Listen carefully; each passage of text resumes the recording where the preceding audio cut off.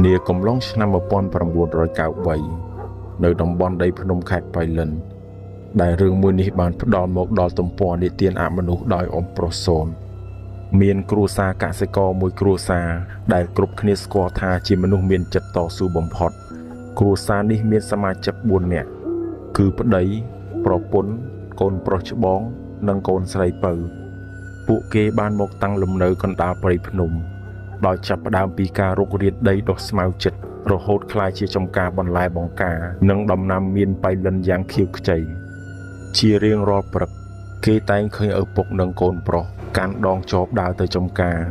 ចំណែកម្ដាយនិងកូនស្រីពៅមកមាញឹកក្នុងការដាំដុះនិងថែទាំបន្លែការតស៊ូដាច់បាយដាច់ទឹកអស់ជាច្រើនឆ្នាំបានធ្វើឲ្យពួកគេអាចសម្រេចក្តីស្រមៃចុងក្រោយគឺការសង់ផ្ទះឈើលើមួយខ្នងយ៉ាងមាំដែលធ្វើពីឈើប្រណិតដុះចេញពីកម្លាំងញើសឈាមសុទ្ធសាធប៉ុន្តែជោគវាសនាពិតជាលេងសើចនឹងជីវិតមនុស្សមែនក្រោយពេលសង់ផ្ទះរួចមិនបានប៉ុន្មានផងនៅយប់ខែចែកដែលអាកាសធាតុក្តៅហួតហែងខ្លាំងស្រាប់តែមានភ្លើងឆេះព្រៃយ៉ាងសន្ធោសន្ធៅបានរាលដាលមកដល់របងចំការក្នុងគ្រាដ៏អាសន្ននោះដោយសារការស្រឡាញ់ផ្ទះនិងទ្រព្យសម្បត្តិដែលខំសន្សំមកទាំងលំបាកពេកពួកគេទាំង4នាក់មិនព្រមរត់យកប្រាណឡើយគឺសុកចិត្តនាំគ្នាដងទឹកពន្លត់ភ្លើងការពារផ្ទះរហូតដល់ដង្ហើមចុងក្រោយជាអកុសល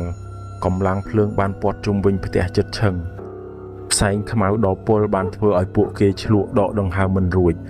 ហើយត្រូវភ្លើងឆាបឆេះស្លាប់ទាំងគ្រួសារនៅក្នុងផ្ទះឈើនោះតែម្ដង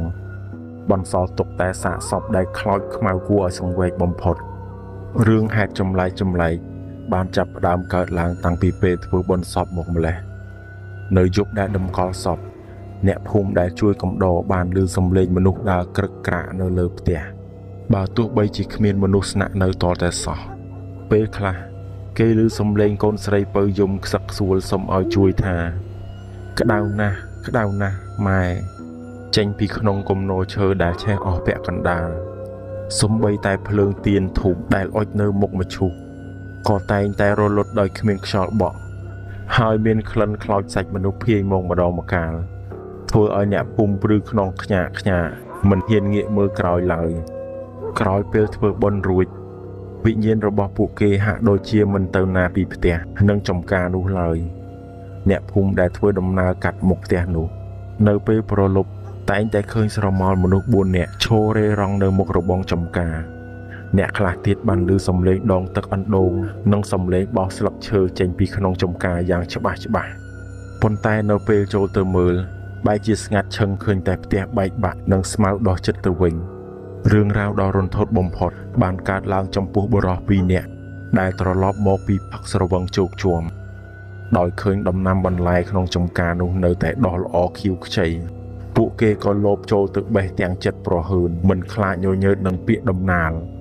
រំពេចដែលពួកគេកំពុងបេះបន្លែស្រាប់តែបរិយាកាសប្រែជាត្រជាក់ស្រេងធ្វើឲ្យរងាឡើងព្រឺសម្បុរ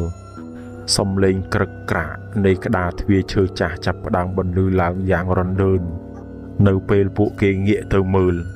ស្រាប់តែឃើញបុរសជាប្តីដែលមានខ្លួនប្រាណខ្មៅទិលខ្លោចដូចដុះធ្យូងភ្នែកក្រហមងាំងលោតចុះពីលើផ្ទះមកឈោពាំងពីមុខដៃម្ខាងកាន់ជាប់កាប់ដែលឆេះខ្លោចចំណែកស្ត្រីជាប្រពន្ធនិងកូនប្រុសក៏លេចចេញមកក្នុងសភាពរលេះរលួយសាច់របកដុំឈោព័ទ្ធជុំវិញអ្នកទាំងពីរកូនស្រីពៅដែលមុខមាត់ខ្លោចមើលសឹងមិនយល់បានមកចាប់ដៃបុរសម្នាក់នោះជាប់ដៃនាងត្រជាក់ដូចទឹកកកនាងសួរដោយសំឡេងស្អកថាចង់បេះបន្លែខ្ញុំមែនទេ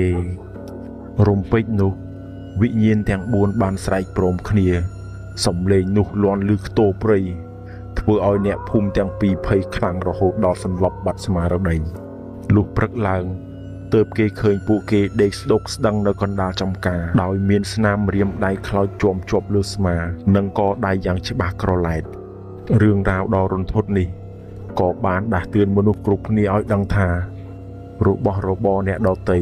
ទោះបីជាម្ចាស់ស្លាប់បាត់បង់ជីវិតឬមើលទៅហាក់ដូចជាគ្មានម្ចាស់ថែរក្សាក៏ដោយក៏យើងមិនត្រូវបំពានឬប៉ះពាល់ដោយគ្មានការអនុញ្ញាតឡើយសេចក្តីស្រឡាញ់និងការចងអាឃាត ការពារទ្រព្យសម្បត្តិដែលកសាងដោយញើសឈាមគឺមានអានុភាពខ្លាំងក្លាណាស់ទោះបីជាពួកគេស្ថិតក្នុងលោកខាងមុខក៏ដោយក៏ពួកគេនៅតែយាមរក្សាទ្រព្យសម្បត្តិរបស់ពួកគេជារៀងរហូតការរស់នៅដោយមានសីលធម៌គឺចាប់ផ្ដើមចេញពីការផ្ដល់តម្លៃដល់កម្មសិទ្ធិរបស់អ្នកដទៃក្នុងទិដ្ឋភាពសង្គមទោះទ្រព្យនោះមើលទៅដូចជាគ្មានម្ចាស់ក៏យើងមិនត្រូវរំលោភបំពានដោយគ្មានការអនុញ្ញាតឡើយព្រោះវាជាការបង្ហាញពីអត្តចរិតមិនល្អនិងខុសច្បាប់ទម្លាប់ក្នុងជំនឿបែបអរូបីរបស់ដែលកសាងដោយញើសឈាមតែងតែមានម្ចាស់ទឹកម្ចាស់ដីឬវិញ្ញាណម្ចាស់ដើមនៅថែរក្សាការបំពេញរបស់គេមិនត្រឹមតែនាំមកនៅការលងបន្លាចដ៏គួរឲ្យរន្ធត់ប៉ុណ្ណោះទេប៉ុន្តែវាក៏បង្កើតជាកម្មពីអាក្រក់ធ្វើឲ្យជីវិតជួបតែភាពសោយនិងវិនាសអន្តរាយដែលមើលមិនឃើញចូលចងចាំថាការគោរពកម្មសិទ្ធិអ្នកដទៃគឺជាការផ្ដល់តម្លៃឲ្យខ្លួនឯងនិងជាការការពារខ្លួនពីគ្រោះមហន្តរាយទាំងពួង